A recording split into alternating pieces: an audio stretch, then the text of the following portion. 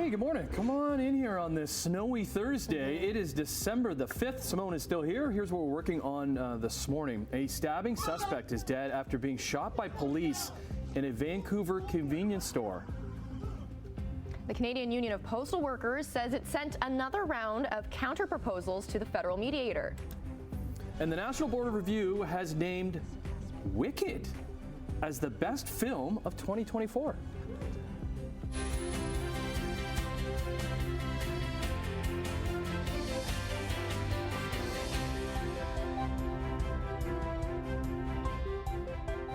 We're going to be talking about that coming up, I bet, and Chit Chat. We're also talking about all that lovely snowfall coming down. Isn't it beautiful? It does look pretty right now. Yeah, now, just floating. If we were getting this in March, maybe not so much, but no, yeah. The first one. There's something so romantic about the first snowfall of the Yeah, it season. is. Isn't there? You're sitting inside, you've got the fire, the hot chocolate, the hot frosty, you know. And you need it for like the holiday time, right? Sure. You wouldn't feel like the holidays without it. Yeah, I was shoveling the driveway last night. I was okay with that. It's, I think, are we getting any sun today?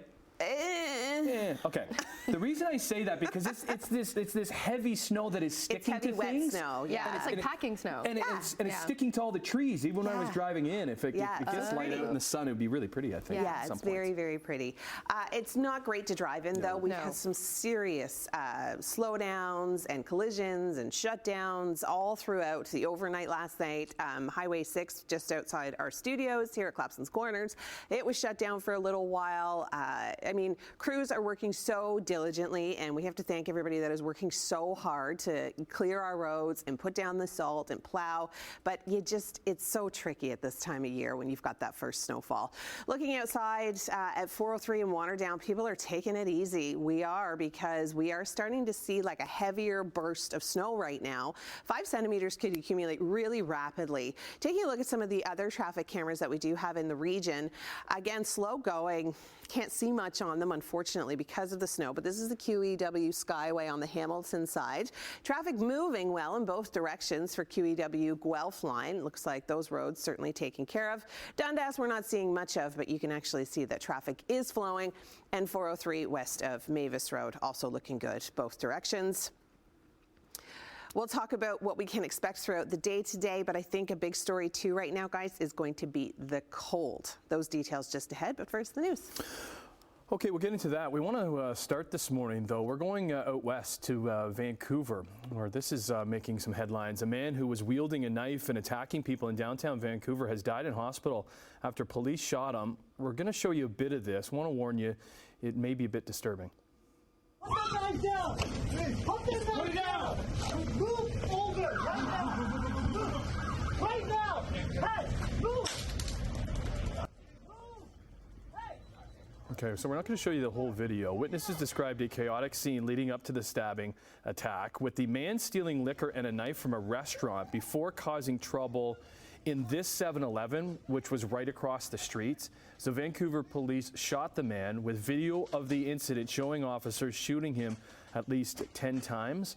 Initially, police said a number of people were stabbed in the incident, but have since said that one person was stabbed in the hand while another person suffered facial injuries. To Toronto now, where a brazen daylight jewelry robbery took place at Markville Shopping Centre in Markham Wednesday afternoon.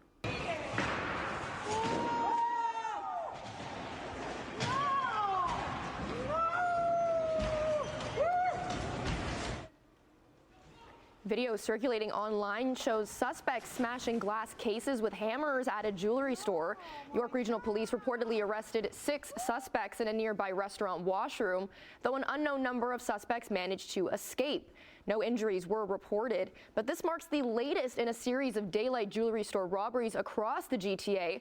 On Monday, 4 suspects targeted a People's Jewelers at Hillcrest Mall in Richmond Hill. Police have not said whether the incidents are connected. All right, let's talk about the situation outside right now, because OPP, they're warning drivers just to take extra cautions on the roads. Well, we had last night's snow, and it's snowstorming this morning. If you're going to be on the roads, give yourself a little extra time. Make sure you have a sufficient following distance behind traffic in front of you in case you need to stop suddenly. Keep that washer fluid topped up and avoid unnecessary travel, particularly up in central Ontario, where they're still dealing with the aftermath from the weekend's dumping of significant snow through Highway 11, Orillia up to Huntsville. There's OPP's Kerry Schmitz, and he says collision reporting centers across the province have been rather busy and warns last night's snow could impact this morning's commutes. And with the snow coming down right now, you know that it will be. A pedestrian has been taken to hospital with serious but non-life-threatening injuries after a collision involving a tractor trailer on Highway 403 near Paris Road. Now, Brant OPP, they are currently on scene. This is at Highway 403 eastbound, and that's closed between Oak Park and Paris Road. Anyone with information regarding this incident is asked to contact police. A woman is in hospital with life-threatening injuries after a serious crash on Hamilton's West Mountain. This happened around 6 o'clock last night on Mohawk Road West between Upper Paradise and Ashton Road. Police closed a portion of the road for this investigation. It has since reopened. At this point, there's no word yet on the cause or whether there were any injuries. Hamilton police say a 25-year-old woman is facing multiple charges after a dispute at a local business escalated into violence. Police say that a woman was struck in the face with the end of a shotgun and sustained minor injuries during the altercation near Main Street East and Wentworth Street. They say officers who arrived on scene found the suspect attempting to leave in a taxi, and a loaded shotgun was found in the trunk of the vehicle. A Hamilton woman is now facing charges that include assault with a weapon and unauthorized possession of a firearm. Well, as the Canada Post strike hits the 3-week mark, the union representing more than 55,000 postal workers says it has sent new counter-proposals to the government-appointed mediator. Canadian Union of Postal Workers said in a bulletin yesterday that it's ready to get back to federal mediation, which was put on pause last week. Now, although the average number of letters people receive has dropped significantly over the years, other important services, they are still being impacted. People aren't really sending letters like they used to or receiving letters from loved ones. So what is it that is held up by this work stoppage on behalf of the postal workers? There are government documents. That's one of the big ones. So passports, driver's license, health cards, things like that, where you've applied and they've been mailed out to you, and unfortunately they are just stuck. Another thing which I had not been aware of is cancer screening. There's at-home cancer screening that gets sent through Canada Post to people's houses. You also have many small businesses shipping through Canada Post that cannot do that. One of the key issues in the negotiations has been a push to expand delivery to the weekend, but the two sides, they are at odds over how to staff that expansion. Canada Post has pitched the expansion as a way to boost revenue as it's been struggling to compete with other delivery companies. Niagara Health presented its plan for Port Colborne's hospital to City Council on Tuesday. The hospital is set to close in 2028. The first part of the plan is to allow primary care physicians to lease a currently empty section of the hospital, to expand non-urgent care in that area, and to attract more doctors, something that Niagara Health says is much needed. The agreement would mean that Niagara Health would lease a portion of the hospital to the city of Port Colborne. Then the city would turn around and lease it to do the doctors. It's not supposed to cost the city any money. The other ask from Niagara Health is that the city contributes $6.2 million to the new South Niagara Hospital. The city decided it needs to have public consultations on this $6.2 million contribution and the potential purchasing of the hospital. Well, Santa Claus is coming to Stony Creek this weekend for the 65th annual Santa Claus Parade. The parade will take its usual route along King Street starting on Saturday at 2 p.m. People can expect to see holiday floats, music, smiling faces, and of course, the big man in red. The Stony Creek Lions Club will also be collecting non-perishable food items along the route for the Stony Creek Food Bank. Now, a reminder to drivers that there will be road closures in place in Stony Creek for the duration of the parade on Saturday. Gray Road from Queenston Road to King Street will be closed from 9 to 3 p.m. and King Street from Centennial Parkway to Gray Road will be closed starting at 1:30 and will reopen at 4 p.m. Our very own Emily Vukovic will be participating in this year's parade, so be sure to come by and say hello. You're actually going to be the last float. Oh, you're not? Oh, she's not going to be there on Saturday. Oh, she sends her regrets. Sends her regrets. Okay. Sorry. She says sorry. Something's come up. Anyways, let's get into Sportsline. Moving right along. Lots of hockey talk this morning with the Four Nations face-off rosters announced yesterday, which included some Maple Leafs. And why not? They're playing some fantastic hockey right now, but they found themselves down a goal heading into the third with Nashville in town. It'll come to Morgan Riley. Juventus scores! What a pass! Mitch Marner to 34, and the game is tied. Yeah, cue Austin Matthews and Mitch Marner, who were reunited, and it feels so good. On the top line, it paid off immediately as the two connected 30 seconds into the third to get the Leafs on the board against Nashville. And then 2 minutes later, they were back at it as Matthews with this little whoop, there you go, slick move, slides it home for his second of the night. First time that's happened this season. Shortly after that, Willie Nylander would get in on the third period fun. Takes a beautiful feed from Matthew Knies to bury his 16th of the year, which turns out to be the game winner. Leafs have won 10 of 12 games. They beat the Preds 3-2. And the Buds' solid goaltending continued with Joseph Woll making 22 saves. Busy week for them continues. Washington in town tomorrow. So besides the goaltending, another reason the Leafs have put a solid stretch together is that guy right there, Mitch Marner. He had 3 assists last night, leads the league in multi-point games. One of the many reasons he was named to the Canadian roster for the upcoming Four Nations face-off happening in February. The tourney will pit Canada, the States, Sweden, and Finland against each other, that will replace the All-Star game in the NHL. Lots of star power for Canada in the first best-on-best tourney in almost 10 years with that guy right there, Connor McDavid leading the charge. Sidney Crosby also on the roster, Nathan McKinnon, the other big stars. Goaltending might be the only issue with the Red and White. St. Louis Blues tender Jordy Binnington, Vegas Aiden Hill, and Montreal's Sam Montembeault will be between the pipes. 3 other Maple Leafs will be taking part in this Four Nations face-off, being played in Montreal and Boston come February. Austin Matthews will be leading a very strong American team that are just behind Canada as the favorites to win this tourney. Matthews had some injury woes this season following his 69-goal campaign last year, but looking pretty good last night. Willie Nylander, he'll be on the Sweden squad. His 16 goals this season leads the Leafs and is third in the NHL. The other Leaf playing in the short tourney is Jenny Hakanpää, who you might not know because he's only played 2 games with Toronto so far this season. Shaking up the lines a little bit. Thanks so much. Thanks a lot. Thank you, Kelly. The New York Sirens heating up here. Back door, and she scores! Sarah Fillier with her first. To Montreal, where a PWHL first overall pick and Georgetown native Sarah Fillier has had quite the start to her pro career. She led her new squad over the Victoire last night, scoring twice, adding an assist in the 4-1 win. Fillier and her line mate Alice Carpenter, they've been quite the duo to start the season with back-to-back wins for New York.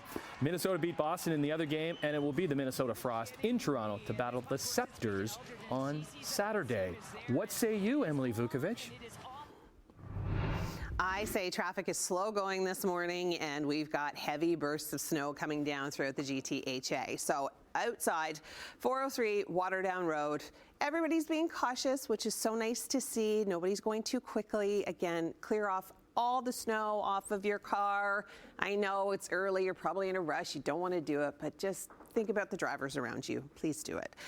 It's not going too badly. We are seeing those heavier bursts. We do have a problem here on the QEW east of Appleby line. We've got something going on in the far right lane. Looks like a tow with somebody that looks as though they've spun out. So just give yourself extra travel time through that area. Give emergency crews all the room that they need. 403 at Her Ontario Street, looking good in both directions. But yeah, snow-covered roads. We're at 403 at King Road, also seeing the snow coming down, and the 401 at Airport Road moving well at this hour. Okay, it's cold start to the day. We're looking at -3 right now, feeling more like -9 when you factor in that wind, but it is relatively still for now. Grimsby, we're at 1, Mississauga and Toronto both sitting at 0.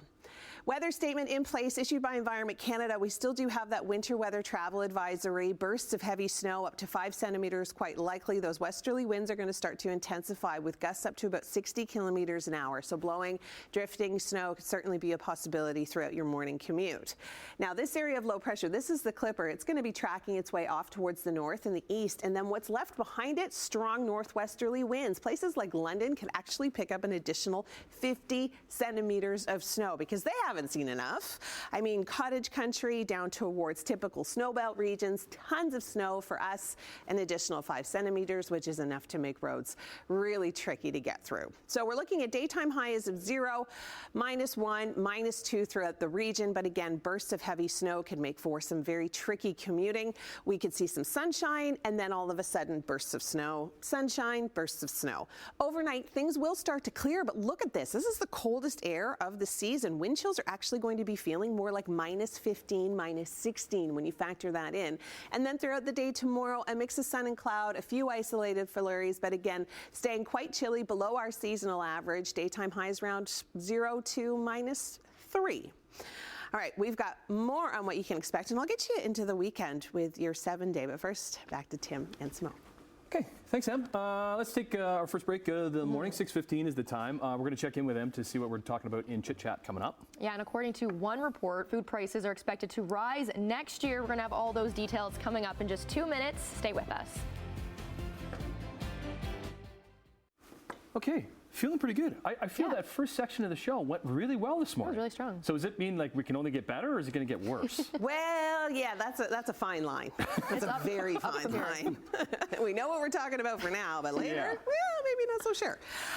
Okay, National Board of Review of Motion Pictures has released their list of honors this year, including Best Film of 2024. Okay. I feel like this is going to be a really good chat. Yeah, good debatable. Yeah, and we're going to have so much fun this morning. We've actually already had fun this morning trying to figure this out. At least Tim and I have. We've both had to ask Simone for help. Going to talk about the most mispronounced words this year, and Spotify Wrapped. Yep. It's out. Spotify Wrapped is out. There we go.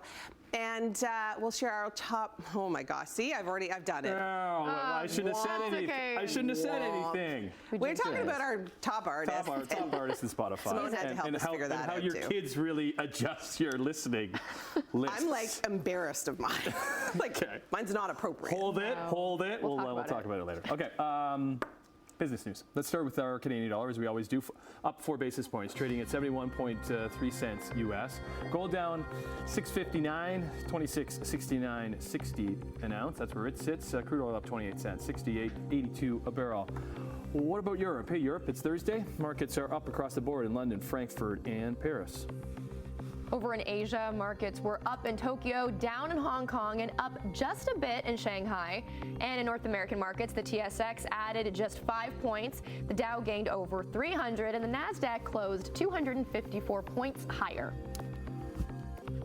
All right, good morning. Glad you're here with us on this snowy Thursday. Let's get into a new report right now that says a Canadian family of 4 can expect to spend up to $800 more on food in 2025 than they did this year. The report by experts at 4 Canadian universities says food prices, they're likely to rise between 3 and 5% next year. The report's authors, they say there are some wild cards that could really drive food prices higher next year, including climate change, related severe weather, and the return of that guy on the right to the White House. That is Donald Trump. The former president's threats of tariffs have already had an effect on the weakening Canadian dollar, which is really driving up prices for Canadian food importers. Well, meanwhile, proposed tariffs by Trump may cause a Dollar Tree to raise prices even higher. The discount retailer says those tariffs may also lead to changes to product sizes or removing certain products from shelves altogether. And prices, they could rise above the current one. That is $1.25. Trump has threatened to impose 25% tariffs on products from Mexico and Canada. He's also proposed an additional 10% tariffs on goods coming from China. Well, Dollarama says it plans to have 2,200 Canadian stores by 2034. The retailer announced it spent $46.7 million to buy land just outside of Calgary, where a distribution center will be built. The center will service Western Canada, taking some of the pressure off of Dollarama's facilities near Montreal. There are currently 1,541 Dollarama locations across Canada.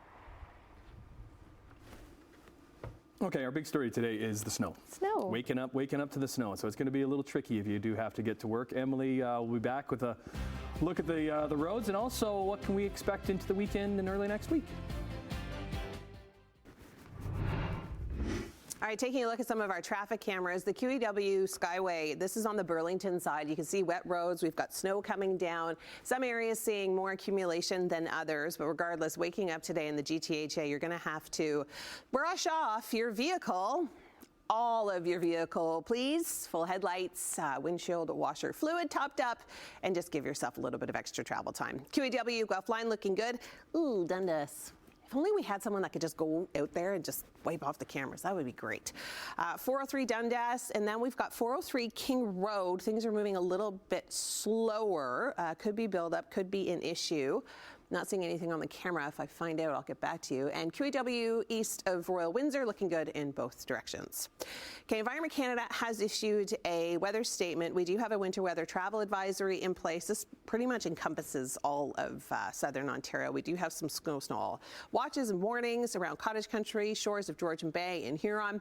Up to 5 centimeters, quite likely. Westerly winds gusting up to 60 kilometers an hour, so that's going to make it blow around and drift around and just make for poor visibility at times.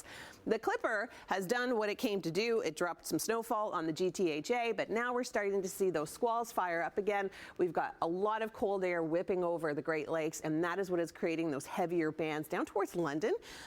75 centimeters, not out of the question. They're going to be digging out for the next couple of days, that's for sure.